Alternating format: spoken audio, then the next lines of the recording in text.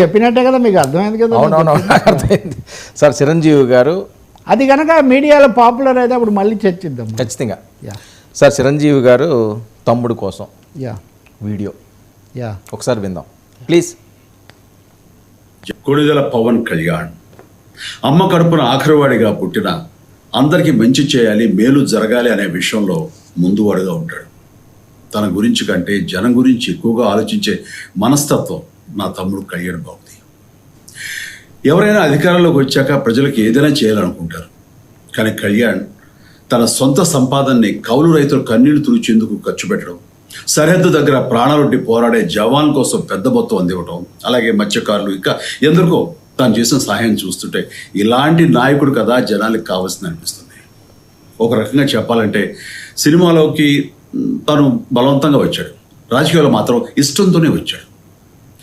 ఏ తల్లికైనా తన కొడుకు కష్టపడుతుంటే గుండె తరుక్కుపోతుంది. అలాగే ఏ అన్నకైనా తన తమ్ముడు అనవసరంగా మాటలు పడుతుంటే బాధ వేస్తుంది. అలా బాధపడుతున్న నా తల్లికి ఈ అన్నయ్యగా ఒక మాట చెప్పాను. నీ కొడుకు ఎంతోమంది తల్లుల కోసం వాళ్ళ బిడ్డల భవిష్యత్తు కోసం చేసే యుద్ధం అమ్మా ఇది. మన బాధ కంటే అది ఎంతో గొప్పది అన్నాను. అన్యాయాన్ని ఎదిరించకుండా మౌనంగా ఉండే మంచివాళ్ళ వల్లనే ప్రజాస్వామ్యం మరింత నష్టమని నమ్మి జనం కోసం జన సైనికుడు అయ్యాడు. తాను బలంగా నమ్మిన సిద్ధాంతం కోసం తన జీవితం రాజకీయాల్లోకి అంకితం చేసిన శక్తిశాలి పవన్ కళ్యాణ్. ప్రజల కోసం, రాష్ట్ర భవిష్యత్తు కోసం ఆ శక్తిని వినియోగించాలి అంటే చట్టసభలో అతని గొంతు మనం వినాలి. జనమే జయను నమ్మే జనసేనాని ఏమి చేయగలడో చూడాలంటే మీరు పిఠాపురం ప్రజలు కళ్యాణ్ని గెలిపించాలి. మీకు సేవకుడుగా, సైనికుడుగా అండగా నిలబడతాడు. మీకోసం ఏమైనా సరే కలబడతాడు. మీ కళ నిజం చేస్తాడు. పిఠాపురం వాస్తవ్యులకు మీ చిరంజీవి విన్నపం.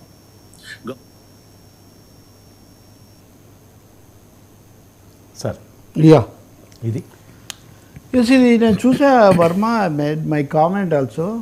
ఏదో అన్నయ్య అన్నావంటే పాట ఉంది కదా, మెగాస్టార్ చిరంజీవి ఆయన కుటుంబంతో ఉన్న సంబంధాలు. అసలు ఒక కుటుంబం నుంచి అంతమంది స్టార్స్ తయారు చేయడం అది చిరంజీవికి చెల్లింది. నిర్మాత అదో ఫ్యాక్టరీ ఆయన. అంటే ఆ తమ్ముడు మీద ఆయనకున్న ప్రేమ అవన్నీ తప్పకుండా తమ్ముడు కూడా ఇష్టం లేకుండా నటుడని కూడా ఇందులో చెప్తాడు. ఆయన నటుడు అవ్వడం ఇష్టం లేకుండా జరిగింది, అవసరం కొద్దీ. ఇదేమో ఇష్టం కొద్దీ రాజకీయాలకు వచ్చాడని.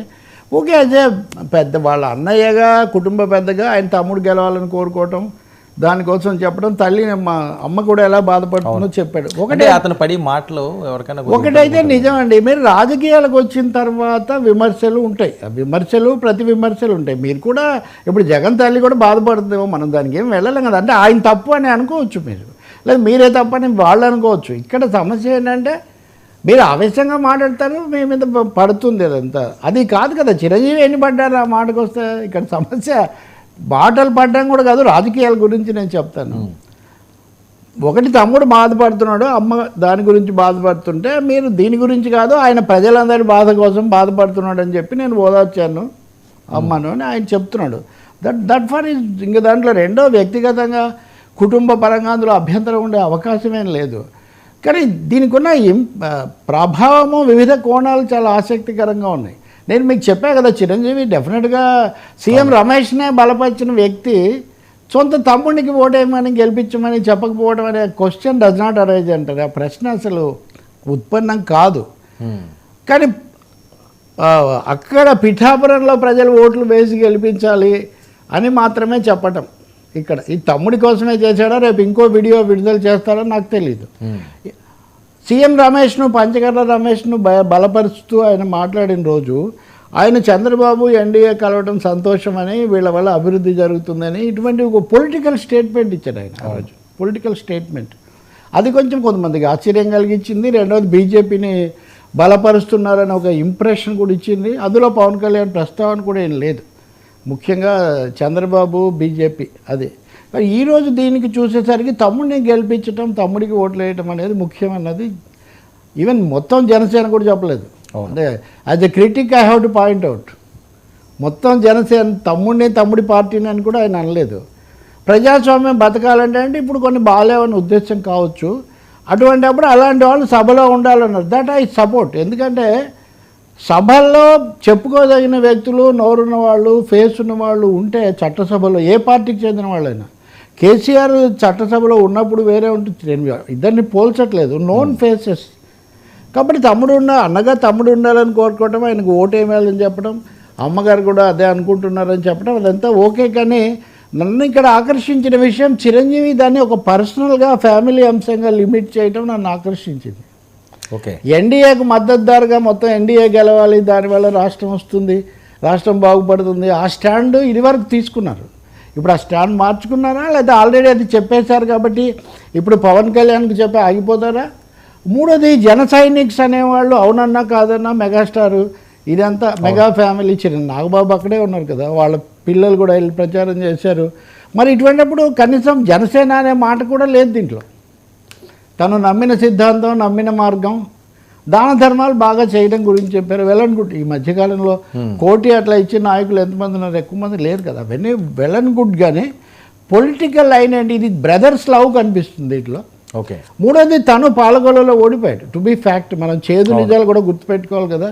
కాబట్టి ఆయనకు ఆ దెబ్బ కూడా తెలుసు. ఇప్పుడు మళ్ళీ అటువంటిది రెండోసారి తమ్ముడు, గతసారి 2 సార్లు ఓడిపోయిన తమ్ముడు మళ్ళీ పిఠాపురం పోటీలో దెబ్బ తినకూడదు అవును అనే ఒక బలమైన కాంక్ష కుటుంబానికి ఎఫెక్ట్ ఉంటుందంటారా? ఏది చిరంజీవి గారు చిరంజీవి అభిమానులు తప్పకుండా ఆలోచిస్తారు కదా, ఏది సినిమా పరంగా కానీ అటు సామాజికంగా కానీ. బట్ ఇంట్రెస్టింగ్గా చూడదగింది ఏంటంటే నెక్స్ట్ ఏమైనా ఉందా, అవును సెకండ్ లెటర్ ఏమన్నా ఇట్ ఫాలోసా, ఏమీ రాకుండా ఇక్కడే ఆగింది అనుకోండి. అప్పుడు చిరంజీవి కోర్స్ కరెక్షన్ చేసుకున్నారు. Is not standing totally with NDA openly. అప్పుడు క్యాజువల్గా అన్నారు, కానీ అంతకంటే పెద్దగా అక్కడ అది అంతవరకే పరిమితం అని మనం అనుకోవాల్సి వస్తుంది. మూడో మాట చెప్పాలంటే తమ్ముడు ఆడుతూ పాడుతూ గెలుస్తాడు అని ఆయన అనుకోవట్లేదు. అది కూడా చెప్పాలి. తమ్ముడు ఏదో ఆడుతూ పాడుతూ గెలిచేస్తాడు కాబట్టి నేనెందుకు అన్నంతే అనుకోవట్లేదు ఆయన. తప్పకుండా తన అండదండలు, తన మద్దతు కూడా అవసరమని ఆయన భావిస్తున్నారు. It will have it's positive impact. అవునండి, పాజిటివ్ ఇంపాక్ట్ ఉంటుంది. ఎదురుదాడి కూడా వస్తుంది. అవును. ఇప్పుడు ఆల్రెడీ మీ కుటుంబంలో అది ఇంతకుముందు ఇలా జరిగింది, అద్దా ఇదా అనే వాళ్ళు కూడా ఉంటారు. అవన్నీ పార్ట్ ఆఫ్ పాలిటిక్స్. చూద్దాం సార్, మరి చిరంజీవి గారు చాలా రోజుల తర్వాత, చాలా సంవత్సరాల తర్వాత ఈ స్టేట్మెంట్ అంటే ఆల్రెడీ మొదలైంది కదా. మొన్న వాళ్ళకి చెప్పినప్పుడే ఆయన దాన్ని చిరంజీవి చాలా ఆచితూచి అడుగేస్తాడు, అంతవరకు స్పష్టం. ఆ ఫ్యామిలీ పవన్ కళ్యాణ్తో ఉంటుందండి, అందులో పెద్ద రెండో అభిప్రాయం ఏం లేదు. రెండోది ఆయన విజేతగా రావాలి. ఆయన కనీసం పార్టీ, ప్రభుత్వం ఇవన్నీ ఎట్లా ఉన్నా, లేదా హరిరామ జోగయ్యలాగా చిరంజీవి గారు అయితే మాట్లాడలేదు కదా. ఉదాహరణకు సర్వే అని, ఇంకోటి రెండో స్థానం అని కూడా ఆయన ఏమి అనలేదు. చూడండి, ప్రభుత్వంలో ముఖ్య పాత్ర, ఆయన సభలో గొంతు వినిపించాలి. అవును, ఆయన ఆశ, ఆయన ఆకాంక్ష. ఎస్, డెఫినెట్గా డిఫరెంట్ వాయిసెస్, నోన్ వాయిసెస్ వినిపిస్తే ప్రజాస్వామ్యం పరిపుష్టమవుతుంది. అందులో సందేహం ఏం లేదు. ఇప్పుడు చిరంజీవి ఉండేవాళ్ళు కదా 2009 శాసనసభలో, తను జయప్రకాష్ ఉండేవాడు, చిరంజీవి ఉండేవాడు. ఆ సభ నిండుగా ఉంటుంది. బాగుండేది కదా రాజశేఖర రెడ్డి ఉంది కదా. కాబట్టి ఎప్పుడు నిండుగా ఉంటుంది.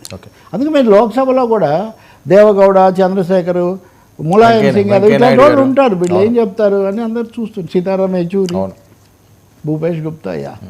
చూద్దాం సార్ మరి ఏం జరుగుతుందో చిరంజీవి గారి ఎఫెక్ట్. ఏదైనా అండి శాంతియుతంగా నిన్న మనం చర్చించాం చాలాసేపు. ప్రశాంతతను కాపాడుకోవడం చాలా ముఖ్యం అండి. ఇప్పటికే 3-4 ఘటనలు జరిగాయండి. ప్రతి అభ్యర్థులు అటువైపు, ఇటు వైసీపీ వాళ్ళ మీద కొన్ని, అటు వాళ్ళ మీద కొన్ని. ఈ ఘటనలు లేకుండా ప్రశాంతంగా ఎన్నికలు పూర్తి చేసుకొని సరైన తీర్పు ఇవ్వడమే ఇప్పుడు కీలకం. హోప్ సార్, చూద్దాం. Thank you so